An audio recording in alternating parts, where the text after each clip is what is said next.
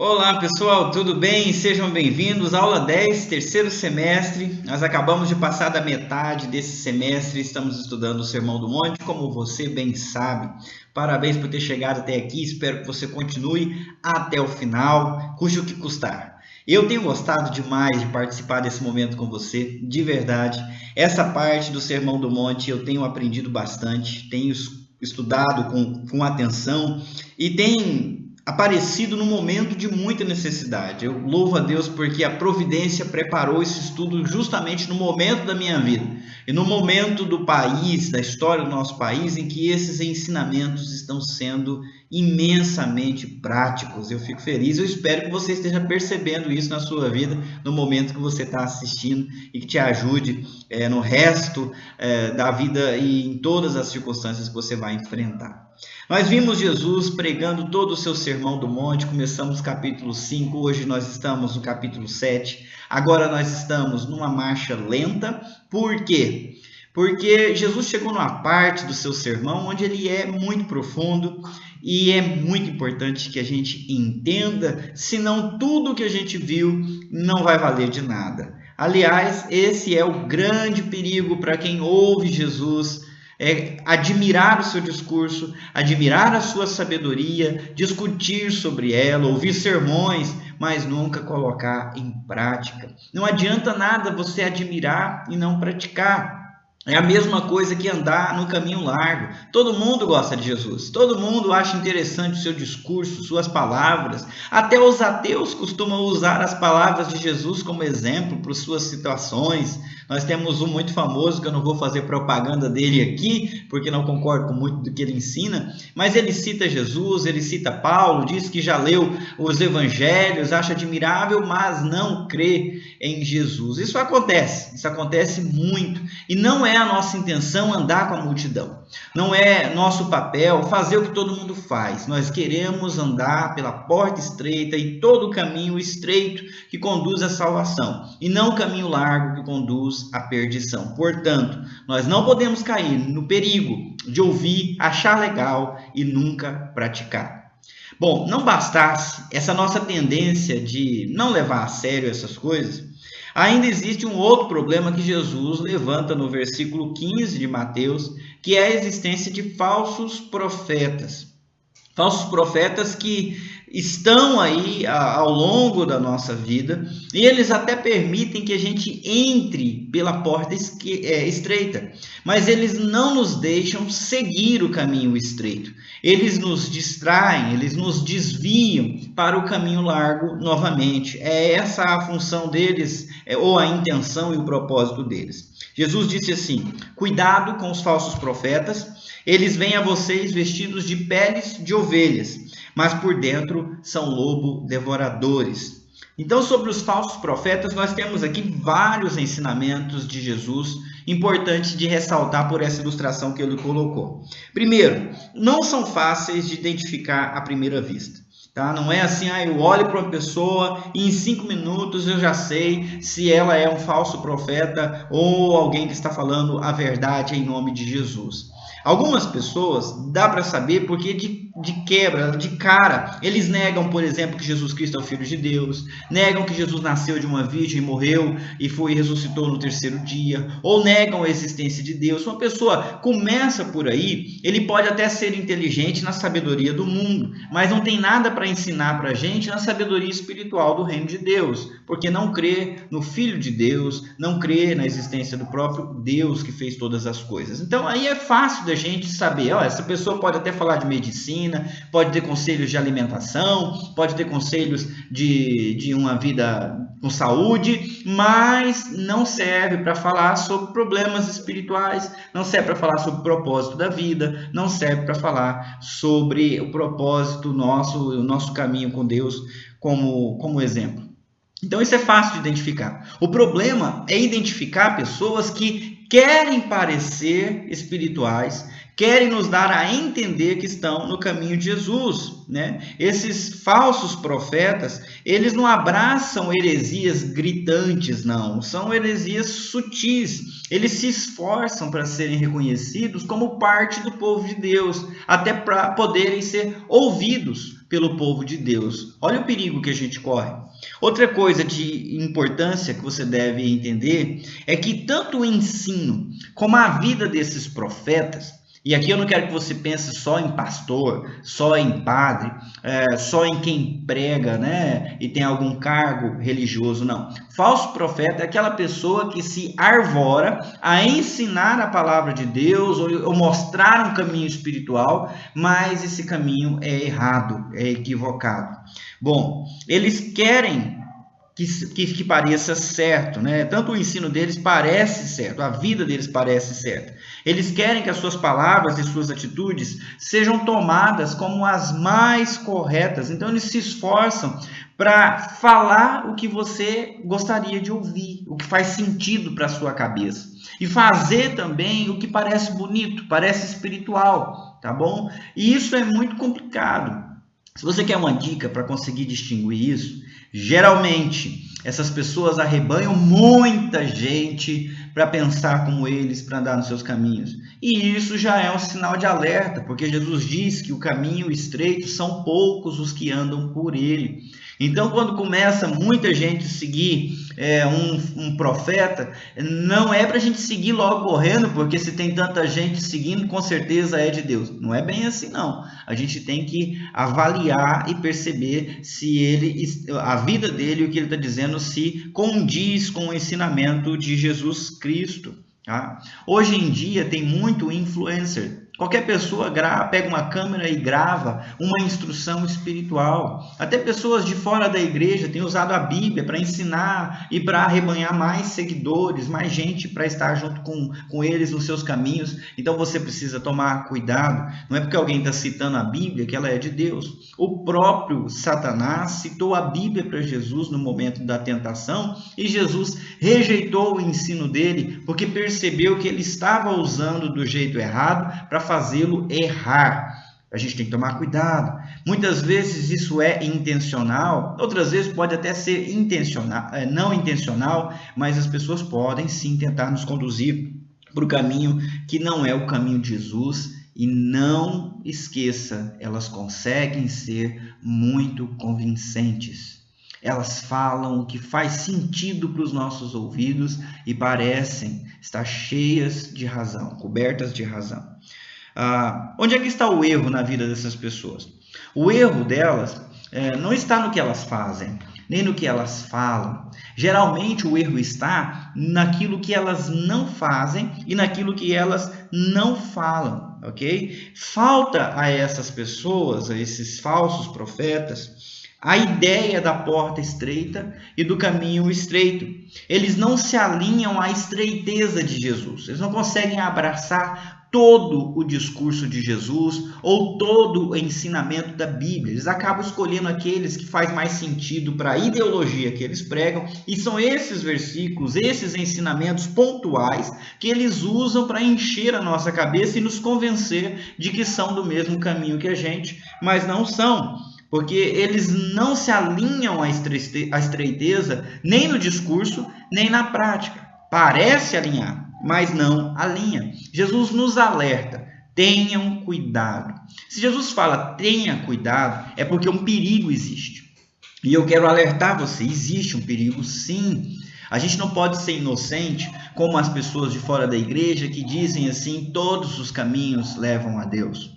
Todas as religiões são boas, né? Ou então uma outra inocência, né? Se prega Jesus, se usa a Bíblia, então é de Deus. A gente não tem que seguir placa de igreja, mas devemos seguir o mesmo Deus que está por todas, né? Nós todos cremos em Jesus. Olha, gente, Satanás também crê em Jesus. Nós vamos segui-lo porque ele crê em Jesus. Satanás também conhece a Bíblia, nós vamos segui-lo porque ele sabe citar a Bíblia. Então não é tão simples assim. A gente não pode ser inocente e ingênuo. E eu fico feliz de finalmente poder compartilhar isso com você. Talvez você seja uma daquelas pessoas mais sensíveis, que não suporta que se critique outra denominação ou que se critique algum líder espiritual. Eu também não gosto desse tipo de coisa. Porém, se você ler o Novo Testamento com cuidado, você vai perceber que Pedro fez isso, Judas fez isso, Paulo fez isso. Fez o quê? Eles alertaram para esses falsos profetas. Eles ensinaram a igreja a identificar o comportamento e o discurso desses tais. Eu não posso fazer diferente. Eu quero que você tenha assim um espírito crítico e uma régua bíblica para poder discernir e identificar aquilo que é de Deus e aquilo que parece que é de Deus, mas não é. É uma postura bíblica. O próprio Jesus Cristo está nos alertando, cuidado. Isso valeu para os discípulos naquela época e vale para você também. Você precisa ter cuidado com os falsos profetas. Se você não tiver cuidado, você está lascado na mão deles. Por quê? Eu explico. Uma coisa que eles gostam de fazer, eles curam superficialmente a ferida do povo. Em Jeremias, um texto dessa semana, fala que eles curam, eles não apertam para tirar o pus. Ele cura superficialmente, com seu discurso doce. Eles trazem um conforto que o nosso coração deseja, a paz que a gente quer sentir quando a gente está aflito. Só que isso é a mesma coisa que colocar um curativo numa ferida profunda, uma ferida que já está infeccionando. Então cura ali por cima a pele, mas embaixo tem sujeira que está crescendo e que está apodrecendo. Eles não querem espremer o pus porque não querem correr o risco de perder você. Eles não vão falar para você dos seus problemas, eles não vão falar dos seus pecados, eles não vão confrontar você no caminho torto que você esteja seguindo, porque eles não estão interessados na sua saúde, eles estão interessados no lucro que eles obtêm, no sucesso, na fama, né, na popularidade que você dá para eles. E isso é muito comum. Eu não estou falando apenas de pregadores de TV que conseguem o seu dinheiro. Eu estou falando de gente que grava também no Instagram, no Facebook, no YouTube, instruções espirituais que não prezam pela sua saúde espiritual.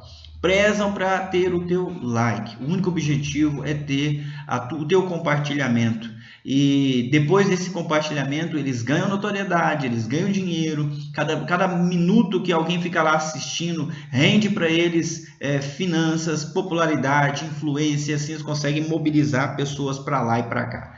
Está cheio disso dentro da igreja e está cheio disso fora da igreja, porque até políticos, até outras pessoas com propósitos inconfessáveis têm usado a Bíblia para tentar influenciar os seguidores de Jesus para o caminho largo que todo mundo anda. É preciso tomar cuidado, tá? Outra coisa que eles fazem, eles pregam uma falsa paz.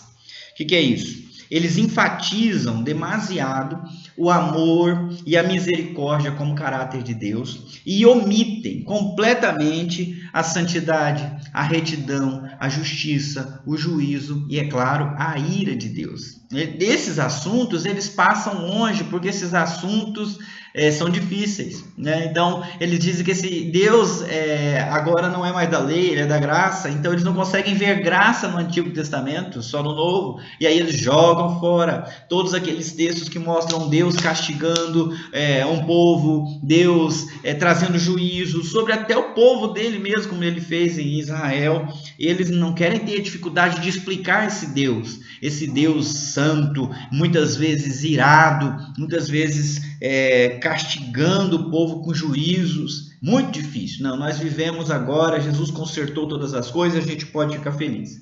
Eu, ultimamente, tenho tido alguns embates teológicos com alguns colegas a respeito disso. Eles dizem que não cola um discurso de um Deus que se ira, de um Deus que castiga. É melhor a gente ter um discurso verdadeiro de amor, que Deus que ama todas as pessoas. É até interessante. O problema é que eu não consigo jogar fora o Antigo Testamento e não consigo jogar fora os textos de Jesus falando de juízo, falando de condenação, tanto nos evangelhos quanto no Apocalipse, quando ele veio visitar João e falou do último dia, de juízo, de flagelo, de trombeta, de taça, de ira e tudo mais. Não dá para tirar de Jesus as palavras que ele disse. Eu só posso repeti-las, mas eu não posso alterá-las com a pretensão de tornar mais aceitável para as pessoas. Eu não posso mexer na mensagem, eu tenho que entregar ela do jeito certo. Essa é a minha postura como pastor. E eu tenho visto cada vez mais gente falando o que as pessoas querem ouvir, enfatizar a graça, esconder o juízo, né? Eles não querem tratar do problema a profundo, eles escondem que o problema do ser humano é o pecado e que o jeito de resolver esse problema é o caminho do arrependimento, se arrepender dos seus maus caminhos, crer em Jesus, entregar a vida para Ele. É assim que se resolve um problema do pecado. Mas não é um discurso muito interessante hoje em dia. Nós devemos tomar cuidado, porque qualquer ensino que deixe de tratar do nosso problema verdadeiro de maneira profunda, no final vai acabar nos condenando. Se a gente não prestar atenção, esse ensino bonito vai acabar nos condenando à doença mortal, uma doença espiritual que não vai ter cura. Nós precisamos tratar o problema, por mais dolorido que seja. É isso que se espera. Qualquer ensino que não nos coloque arrependidos diante do justo juiz enquanto é tempo, por fim, irá nos condenar. Por isso Jesus diz lá em Mateus 7,15, o versículo que você deve decorar para o resto da sua vida. Cuidado com os falsos profetas. Eles vêm a vocês vestidos de peles de ovelhas, mas por dentro são lobos devoradores, ok? Você decora esse versículo. A tarefa especial para essa semana é abra os olhos. Você precisa se tornar uma ovelha capaz de discernir lobos disfarçados de ovelhas. E como é que você vai fazer isso? É vital que você rejeite o discurso desses falsos profetas, mas não é tão simples identificar. Como é que você faz? Aprenda a dar preferência para as pessoas de Jesus que têm a coragem de falar para você aquilo que você precisa ouvir e não o que você gostaria de ouvir. Dê preferência para pessoas que conseguem confrontar você no seu caminho. Eu atendo pastoralmente para aconselhar muitas pessoas e quando eu recebo, geralmente uma pessoa começa a falar dos problemas do outro, do marido, do filho, do irmão, do desafeto que seja. Eu não sigo por essa conversa, ouvindo, porque não é interessante esse caminho. Enquanto a pessoa está jogando a culpa no outro, ela deixa de olhar para si. Por conta disso, eu desafio a pessoa a olhar para o seu próprio caminho, para os seus próprios passos. A outra pessoa, com seu comportamento, não determina o nosso comportamento, não determina a direção do nosso caminho. Ela não nos obriga a seguir o caminho largo da raiva, da amargura, da falta de perdão. Esse caminho nós temos com Jesus, independente da circunstância, independente do outro. Então, ajuda a pessoa a olhar para o seu próprio caminho e olhar para ver se ela está sendo espiritual, se ela está sendo carnal, se ela está seguindo seus instintos, se ela está seguindo seus sentimentos ou se ela está seguindo a instrução de Jesus. É essa a minha função, é isso que eu faço como pastor, porque eu não quero ser bem visto pelas pessoas, eu não quero o carinho delas, eu quero que elas sejam curadas, eu quero que elas sejam transformadas. Você que está caminhando com Jesus tem esse papel de ajudar as pessoas de verdade, mesmo que você coloque em risco a amizade, mesmo que você coloque em risco a relação, a sua fidelidade é a Deus e ao bem dessa pessoa. Então nós vamos procurar as palavras certas, nós vamos falar com todo respeito, afinal de contas a gente já se livrou da trave, né, para poder depois tirar o cisco no olho do outro, e com todo amor nós vamos ter coragem de confrontar, de falar a verdade do jeito que Jesus Cristo nos ensina. Eu queria passar rapidamente pelos versículos dessa semana, porque esse texto, esse assunto, né, ele é bem complicado. E voltando aqui para Lucas 12, de 1 a 5, você viu Jesus falando para a gente tomar cuidado com o fermento dos fariseus, que é a hipocrisia. É aquela capacidade de apontar os erros dos outros sem enxergar os seus próprios erros. É aquilo que Jesus também fala de coar um mosquito e engolir um camelo. A gente precisa tomar cuidado com isso. Os falsos profetas fazem isso. Eles enfatizam uma coisa pequena e deixam uma coisa grande passar. Eles ficam tratando de pormenores que fazem eles parecerem inteligentes e deixam passar um problemão na sua conduta, na sua fé, no seu discurso. E você precisa tomar cuidado com isso. Não dá para você viver uma vida torta tentando fazê-la parecer reta. Tudo que você vive em oculto, Jesus disse, que vai ser manifesto em algum momento. E essa falsidade desses mestres também vai ser exposta na hora certa. Não tenha medo de dizer não a eles, de ser destoante, de escolher o caminho diferente, de ser taxado como estranho, como radical, como um cara bobo, um idiota. Não tenha medo dessas pessoas e da ferocidade da língua delas, porque não devemos temer aquele que pode fazer mal para o nosso corpo. Nós tememos aquele que está nos céus, que pode fazer mal até para a alma. É esse o nosso temor. Jeremias 6, de 13 a 14, o profeta fala de profetas e sacerdotes da época, pessoas gananciosas que enganavam o povo, né, tratando superficialmente da ferida, dizendo paz, paz, quando não há paz. Eu pensei aqui numa experiência que eu tive para você entender isso. Quando eu era mais jovem, eu fui um médico com uma dor muito forte na perna, e o médico, ele olhou para minha perna, viu que as duas eram bem tortas, e ele falou que aquela dor se devia ao fato da perna ser torta.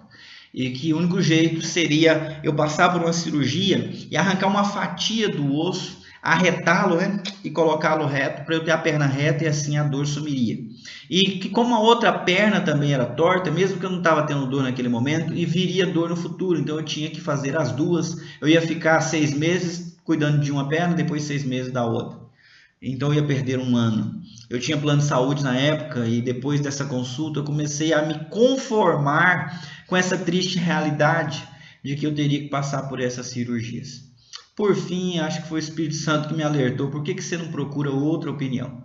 E eu fui atrás de outro médico, e um outro médico olhou para o mesmo problema e disse o seguinte: eu vou te dar um anti-inflamatório e vou te encaminhar para 10 sessões de fisioterapia. Isso é um problema simples, está com um tendão inflamado, vai sarar rápido. Eu fiquei muito confuso. E agora, qual médico está falando a verdade para mim? Qual médico está realmente interessado no meu bem? Ou qual está me enganando? E aí, como eu ia passar pelo fisioterapeuta, eu pensei: eu vou usar ele como fiel da balança. Eu vou perguntar para ele, afinal de contas, ele deve tratar de muita gente, ele já deve ter pego alguém com a mesma dor que eu estou. E aí eu conversei com ele, falei da minha confusão, se ele conhecia aquele problema, o que ele achava, e ele disse: cara, não, isso não é um problema não, você está com um tendão inflamado, rapidinho você vai sarar. Eram 10 sessões, eu tomei os remédios e fiz apenas 3 sessões e aquela dor nunca mais voltou. O que eu acho, o que eu entendo disso hoje? Aquele primeiro médico não estava interessado no meu bem, ele estava interessado no meu dinheiro. Ele iria ganhar muito mais com a minha cirurgia do que me dando apenas uma receita médica para um anti-inflamatório e sessões de fisioterapia. Ele estava interessado em que o meu problema não que fosse resolvido, mas que o problema dele fosse resolvido, que era receber dinheiro. Do mesmo jeito que muita gente não está interessado em resolver o teu problema, mas parecer que resolveu, para você se tornar dependente dele. Para que você volte depois para receber outra aspirina, e volte depois para pegar outra receita de dipirona, e assim você fica tratando de um problema ad infinito. A pessoa não quer tratar do teu problema para você não ter que voltar ali mais. Ela quer que você continue voltando, que você continue dependente, você continue precisando dela, e ela nunca vai resolver o teu problema. Isso existe. Isso está acontecendo muito na nossa sociedade por causa da tecnologia. Toma cuidado com isso. 2 Coríntios 11, versículos 2, 4 e 13 a 15, Paulo fala que o engano está à solta. Nós temos falsos apóstolos naquela época e na nossa época que pregam um falso evangelho. Portanto, a gente deve vigiar. E ele alerta que o próprio Satanás se disfarça de anjo de luz. Não é nenhuma surpresa isso acontecer. Se Satanás se disfarça de anjos de luz, falsos mestres vão se disfarçar de homens de Deus, de mulheres de Deus, que falavam a verdade de Deus, citam versículos, mas nem por isso estão nos conduzindo pela verdade. Não é porque tem luz que veio do céu. Às vezes, a treva se reveste de luz para enganar os menos espertos.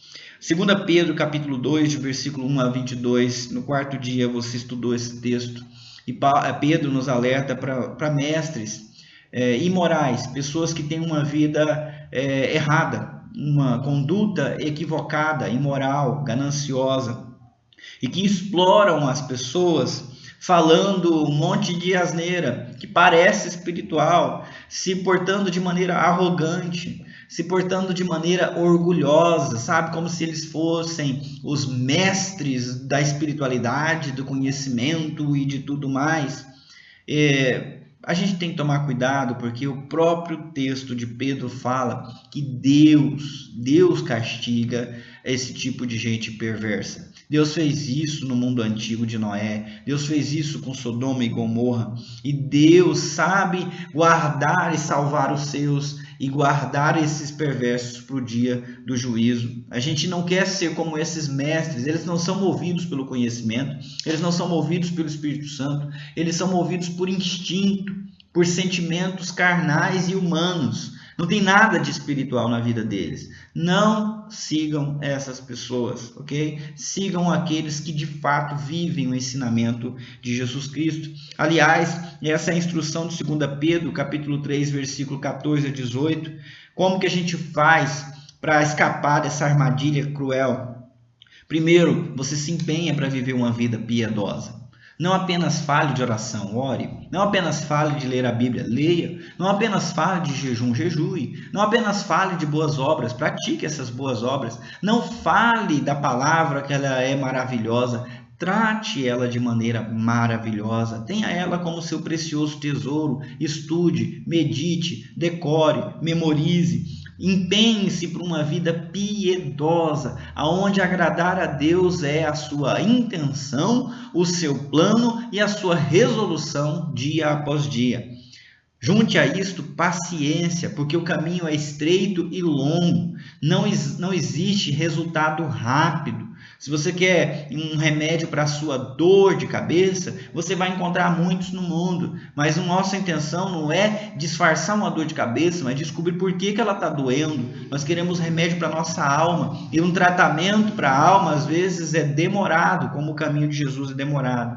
Outra dica que Pedro nos dá é a vigilância. Fica esperto, não fica aí morgando, não fica distraído, né? Esse mal existe, os falsos profetas são reais até a volta de Jesus Cristo e vão enganar muitas pessoas. Se você não estiver vigiando, você vai acabar caindo.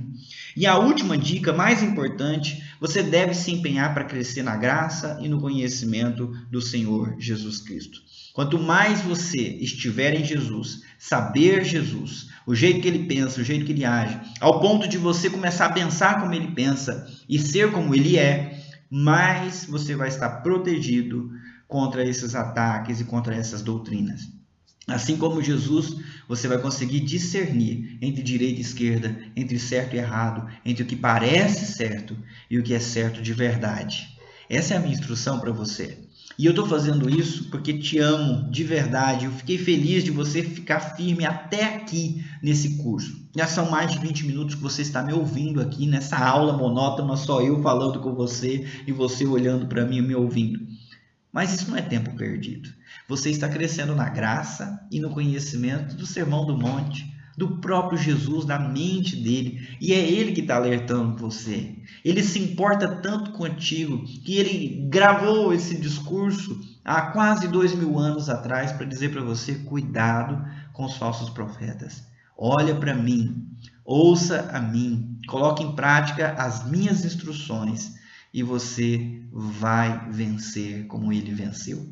É um prazer estar aqui contigo. Eu espero te ver na semana que vem de novo, tá bom? Deus te abençoe. Até!